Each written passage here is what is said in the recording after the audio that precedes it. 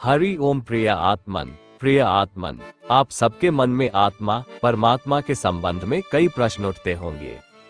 जैसे क्या आत्मा ही परमात्मा है या परमात्मा कोई अलग सत्ता है? और जब सबके शरीर में आत्मा है और आत्मा का नाश नहीं होता है तो जन्म और मरण किसका होता है?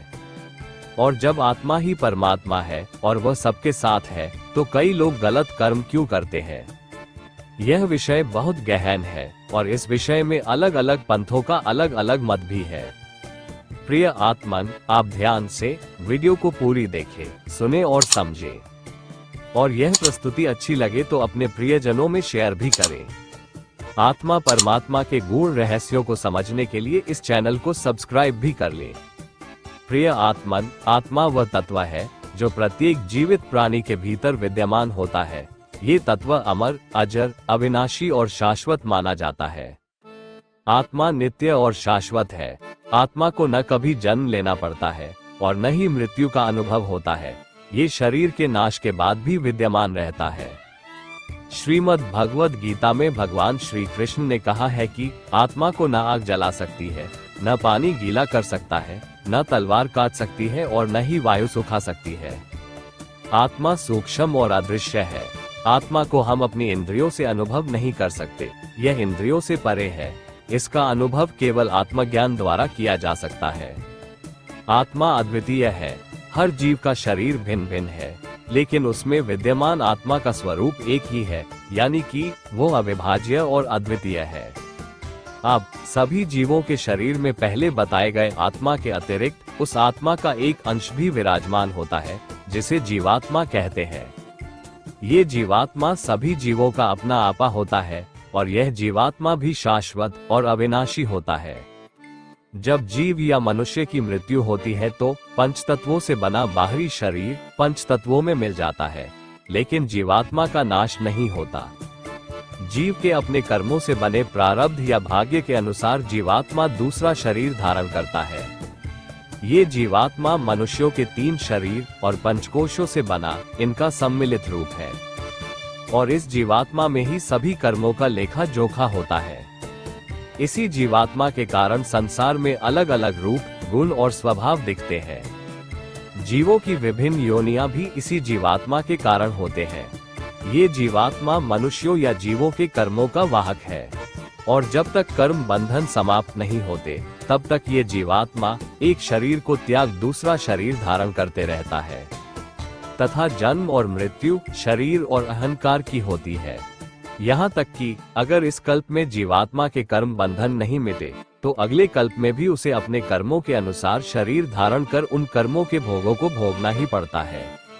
तात्पर्य यह है कि जीवात्मा का भी कल्पों तक भी नाश नहीं होता, लेकिन इस जीवात्मा का अपना कोई स्वतंत्र अस्तित्व नहीं होता। ये जीवात्मा आत्मा के प्रकाश से प्रकाशित होता है। जैसे चंद्रमा के पास अपना प्रकाश नहीं होता, चंद्रमा सूर्य के प्रकाश से प्रकाशित होता है, लेकिन दिखता है कि यह चंद्रमा का ही प्रकाश है।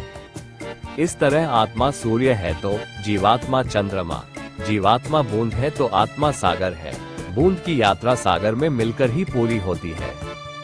जीवात्मा भले ही अविनाशी है, लेकिन आत्मा के बिना जीवात्मा कुछ नहीं कर सकता। भगवान आत्मा रूप से सभी मनुष्यों या जीवों में प्रवेश कर सभी जीवों को कर्म करने और इंद्रियों के भोगों को भोगने की शक्ति देते हैं। लेकिन आत्मा के गुण और स्वभाव अलग अलग नहीं होते जैसे जीवात्मा के होते हैं। मतलब आत्मा एक रूप से, एक समान, एक जैसा, बिना कोई भेदभाव के सभी के लिए है। जीव या जीवात्मा किसी भी योनि के शरीर में जाए, आत्मा हमेशा उसके साथ होता है। जब किन्हीं कर्मों के कारण मनुष्य या जीवों को आत्मा का साथ नहीं मिलता तो उसे कोई भी शरीर प्राप्त नहीं होता और वह जीवात्मा बिना शरीर के प्रेत योनि में भटकते रहता है, जिसे हम लोग भूत, प्रेत या ब्रह्म राक्षस कहते हैं। लेकिन आत्मा निर्विकार है। आत्मा को जीवात्मा के कोई कर्म नहीं बांधते। जीवात्मा को कर्मों के अच्छे या बुरे भोगों को भोगने की शक्ति आत्मा देता है और वह भी निस्वार्थ भाव से, एक समान, बिना किसी भेदभाव से, बिना कोई अपेक्षा किए कि इसके बदले जीवात्मा उसे कुछ देगा। आत्मा में परमात्मा के वे सभी गुण हैं जो परमात्मा को परमात्मा बनाते हैं। आत्मा ही सर्वसमर्थ, इस जगत के कर्ता और कारण, सबका धारण पोषण करने वाला, सहृदय, शांतिपूर्ण, प्रकाश रूप और आनंद रूप है। जीवात्मा का परम लक्ष्य आत्मा है। जब जीवात्मा अपने विवेक से परमात्मा की निश्चल भक्ति करता है तो उसका मिलन आत्मा से होता है और फिर जीवात्मा इन कर्म बंधनों से मुक्त हो जाता है तथा आत्मा के साथ उसकी एकरूपता हो जाती है। जैसे बूंद सागर से मिलकर सागर ही बन जाता है। अब प्रश्न यह उठता है कि मनुष्य शरीर में स्थित आत्मा ही परमात्मा है या परमात्मा का कोई अलग अस्तित्व है। यह आत्मा परमात्मा का एक अंश है। जैसे अग्नि के एक छोटे से कण में भी अग्नि के सारे गुण होते हैं। अनुकूल परिस्थिति मिलने पर वह छोटा सा कण भी विकराल रूप धारण कर लेता है। उसी तरह आत्मा में परमात्मा के सारे गुण होते। अनुकूल स्थिति के प्राप्त होने पर आत्मा भी अपने पूर्ण रूप में प्रकट होता है। तो ये है जीवात्मा और आत्मा का संबंध, स्वभाव और कार्य। अब आप ये सोचते होंगे कि आत्मा भी परमात्मा का अंश है, तो परमात्मा कौन है? परमात्मा इस सृष्टि का सर्वोच्च सत्ता है जो अपने एक अंश आत्मा से इस पूरे ब्रह्मांड का धारण, पोषण, रक्षण और संहार भी करते हैं।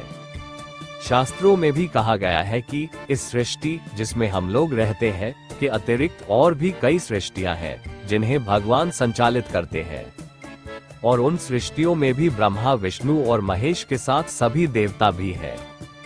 और आज के वैज्ञानिक भी इस बात को मानते हैं कि इस ब्रह्मांड के अतिरिक्त भी कुछ है जहां हम लोग अभी तक पहुंच नहीं पाए हैं। श्रीमद् भागवत महापुराण में एक प्रसंग आता है कि जब कपिल मुनि ने विराट पुरुष की रचना की तो उसमें सभी 23 तत्वों को स्थापित किया, लेकिन विराट पुरुष में जीवन का संचार नहीं हुआ। तब भगवान ने अपने एक अंश आत्मा को स्थापित किया तो विराट पुरुष में जीवन का संचार हुआ और वह उठ खड़ा हुआ। भगवान शिव, भगवान नारायण के आत्म रूप है और वही शिव तत्व पूरी सृष्टि के कण कण में विराजमान है। सनातन शास्त्रों में भगवान नारायण और भगवान शिव में भेद करना पाप बताया गया है। मतलब आत्मा और परमात्मा में कोई भेद नहीं है। मानव या जीवों के शरीर में स्थित आत्मा ही परमात्मा है। परमात्मा के उस विशालतम रूपों के चक्कर में न उलझते हुए जो हम में स्थित है उसका ही दर्शन, ज्ञान और ध्यान करना बुद्धिमानी होगी। अब जरा अन्य पंथों के मतों को भी जानना आवश्यक है। परमात्मा के स्वरूप को देखा जाए तो परमात्मा का अर्थ है सर्वोच्च सत्ता जो पूरे ब्रह्मांड का सृजन, पालन और संहार करता है। विभिन्न दार्शनिक और धार्मिक परंपराओं में परमात्मा के विभिन्न नाम और स्वरूप माने गए हैं, जैसे ईश्वर, ब्रह्म, शिव, विष्णु और माता दुर्गा या आदि शक्ति। परमात्मा के गुणों को देखें तो सर्वव्यापक परमात्मा सर्वत्र विद्यमान है। इसका कोई स्थान विशेष नहीं है। ये समय और स्थान के बंधन से मुक्त है। सर्वशक्तिमान परमात्मा के पास असीम शक्ति है। वह संसार के सृजन, पालन और संहार का संचालन करता है। सर्वज्ञ परमात्मा को सब कुछ ज्ञात है। उसे संसार की हर छोटी बड़ी घटना और विचार की जानकारी होती है। निर्गुण और सगुण कुछ दार्शनिक परंपराओं में परमात्मा को निर्गुण यानी गुणों से रहित माना गया है, जबकि कुछ परंपराएं उसे सगुण यानी गुणों से युक्त मानती है। निर्गुण परंपरा के अनुसार परमात्मा निराकार, अचिंत्य और अव्यक्त है। सगुण परंपरा के अनुसार परमात्मा साकार रूप में प्रकट होता है, जैसे विष्णु, शिव, देवी आदि रूपों में। भारतीय दर्शन के अनुसार आत्मा और परमात्मा के बीच गहरा संबंध है। आत्मा किसी भी जीव का व्यक्तिगत अस्तित्व है, जबकि परमात्मा सार्वभौमिक तत्व है। ये भारतीय दर्शन कहता है। भारतीय दर्शन के अनुसार आत्मा किसी भी जीव का व्यक्तिगत आपा है और परमात्मा संपूर्ण ब्रह्मांड में व्याप्त है और ब्रह्मांड का स्वामी है। लेकिन वेदांत के अनुसार आत्मा और परमात्मा एक ही है। अद्वैत वेदांत में कहा गया है कि आत्मा और परमात्मा में कोई भेद नहीं है। आत्मा परमात्मा का ही एक अंश है। ब्रह्म ही वास्तविक सत्य है और आत्मा उस ब्रह्म का ही प्रतिरूप है। जबकि द्वैतवाद के अनुसार आत्मा और परमात्मा अलग अलग है। आत्मा परमात्मा की उपासना करती है और परमात्मा की कृपा से मोक्ष प्राप्त करती है। विशिष्ट अद्वैत दर्शन को देखा जाए तो इसमें आत्मा को परमात्मा का हिस्सा माना गया है, लेकिन दोनों के बीच भेद भी स्वीकार किया गया है। आत्मा परमात्मा के बिना स्वतंत्र नहीं है, लेकिन वो उसका एक अभिन्न अंग है। आत्मा और परमात्मा के बीच कई अंतर माने गए हैं। दरअसल आत्मा और परमात्मा में अंतर बताने वाले लोगों ने जीवात्मा को ही आत्मा मान लिया है और आत्मा को परमात्मा मान लिया है, जिससे ये भेद हो रहा है। वास्तव में आत्मा परमात्मा का ही अंश है। जैसे अग्नि के एक छोटे से कण में भी अग्नि के सभी गुण होते हैं और अनुकूल वातावरण मिलने पर अग्नि का वो छोटा कण भी विकराल रूप धारण कर लेता है। उसी तरह आत्मा में भी परमात्मा के सारे गुण होते हैं।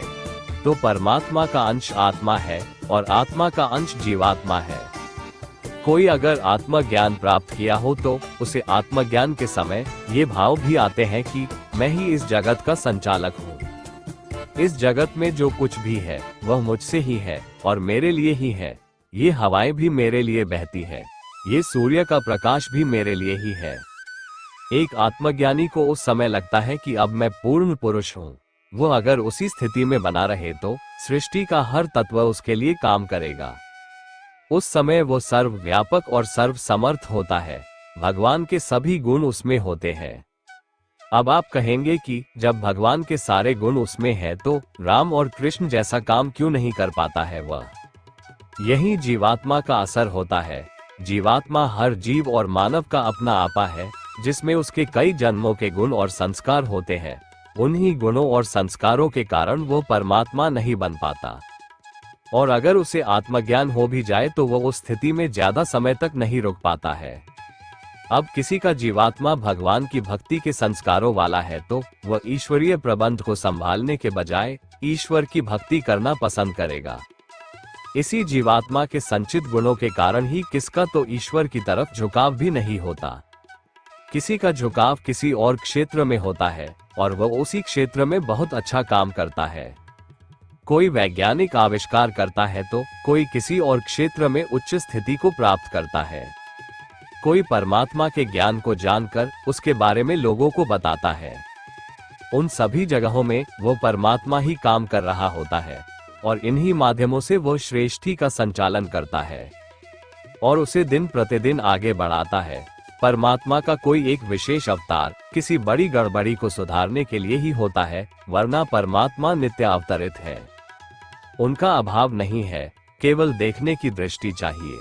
तो प्रिय आत्मन, आशा है कि आप आत्मा, परमात्मा और जीवात्मा के भेद को समझ गए होंगे। आज के वीडियो में इतना ही। अगर आप भगवान के स्वरूप, लीला और गुणों को जानकर आत्मज्ञान को प्राप्त करना चाहते हो तो आप इस चैनल से जुड़े रहने के लिए चैनल को सब्सक्राइब अवश्य कर लें। धन्यवाद। हरि ओम तत्सत।